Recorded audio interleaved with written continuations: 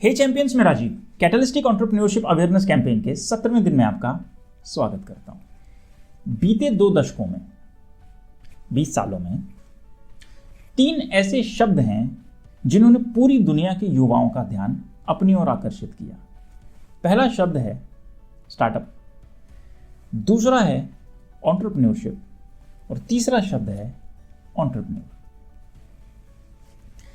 ऐसा क्या हुआ बीते 2 दशकों में कि आज के युवा इन 3 शब्दों के प्रति अवेयर भी हैं और आकर्षित भी हैं। बीते 2 दशकों में हमने ऐसी क्रांति देखी है जिसने पूरी दुनिया के स्वरूप को बदल दिया।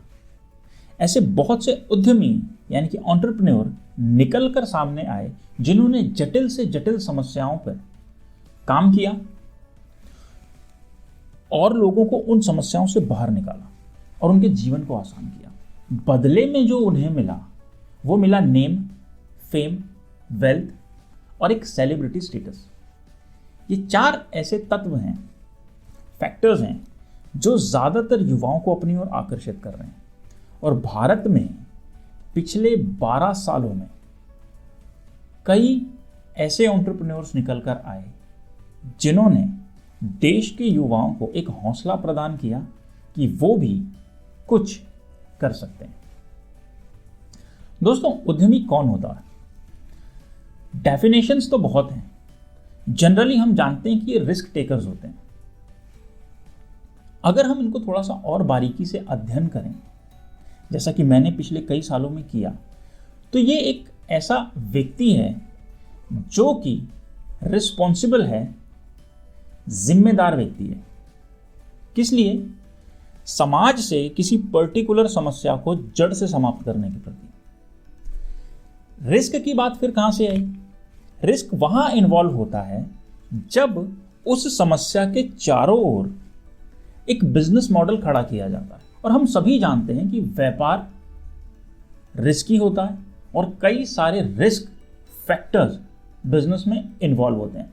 कोई भी व्यक्ति आपको जो व्यापार कर रहा है या व्यापार के बारे में समझ रखता है, आपको कभी ये नहीं कहेगा कि ये बिजनेस रिस्क फ्री है। रिस्क एक ऐसा फैक्टर है जो व्यापार के साथ साथ चलता है। जितना ज़्यादा बड़ा व्यापार उतने ज़्यादा रिस्क फैक्टर्स। करेक्ट? मैं खुद एक व्यापारी हूँ, मैं खुद एक एंटरप्रेन्योर हूँ और मैंने ऐसे कई रिस्क अपनी लाइफ में, अपनी बिजनेस जर्नी में, एंटरप्रेन्योरियल जर्नी में फेस किए हैं जिन्होंने अंदर तक झकझोर कर रख दिया। करेक्ट? लेकिन जिन चीज़ों पर मैं काम कर रहा हूं वो मुझे एक रिस्पॉन्सिबिलिटी देते हैं जो कि मेरा ध्यान रिस्क या लॉसेस की तरफ जाने से रोकती है। कितना भी बड़ा लॉस हो, फर्क नहीं पड़ता जब हम जिम्मेदार होते हैं, जब हमारे कंधों पर कोई जिम्मेदारी होती है। बहुत सारे लोग चूक इसलिए जाते हैं क्योंकि वो सिर्फ और सिर्फ बिजनेस करने आते हैं और सिर्फ पैसे की बात करते हैं। एंटरप्रेन्योर इस बात के लिए जाने जाते हैं कि वो किसी समस्या के समाधान के प्रति अपनी सेवाओं को, अपने आइडियाज़ को और सारे रिसोर्सेज को इकट्ठा कर कर एक बिजनेस लेकर आते हैं समस्या के प्रति। बहुत सारे लोग जिनसे मैं खुद मिला हूं पिछले कई सालों में ऐसे आइडियाज से भरे हुए हैं कि अगर वो सही तरीके से इम्प्लीमेंट हो जाएं तो एक बहुत ज़बरदस्त क्रांति हमारे देश में आ सकती है। एक से एक आइडिया हमारे युवाओं के मस्तिष्क में है, लेकिन उदासीनता दूसरे हाथ उनको रोक देती है। उदासीनता इसलिए क्योंकि 2 ऐसी चीज़ें हैं जो हमारे उद्यमियों को बाहर निकलकर आने नहीं दे रही। पहला, पारिवारिक माहौल, क्योंकि अभी तक लोग सिर्फ जॉब्स पर आश्रित थे और आज भी वो ये सोचते हैं कि जॉब से आसान कोई चीज़ हो नहीं सकती। करेक्ट? लेकिन जिस तरीके से माहौल बदल रहा है और इस कैंपेन के स्टार्ट में जब हम लोग बेस बना रहे थे तो मैंने कई ऐसे फैक्टर्स उठाए जो जॉब ना होने के प्रति हमें जागरूक करते हैं। जॉब इसलिए नहीं है क्योंकि बीते कई सालों में जो हमारे उद्यमी हैं या जो बिजनेसमैन हैं वो संकुचित हो गया, और संकुचित होने की वजह से जो अनऑर्गेनाइज सेक्टर से जॉब्स आ रही थी वो भी धीरे धीरे कम होनी शुरू हुई। ऑर्गेनाइज सेक्टर में हमने बात की थी अनएम्प्लॉयमेंट वाली सीरीज में कि किस तरीके से हमारे पास लिमिटेड जॉब्स हैं, करेक्ट।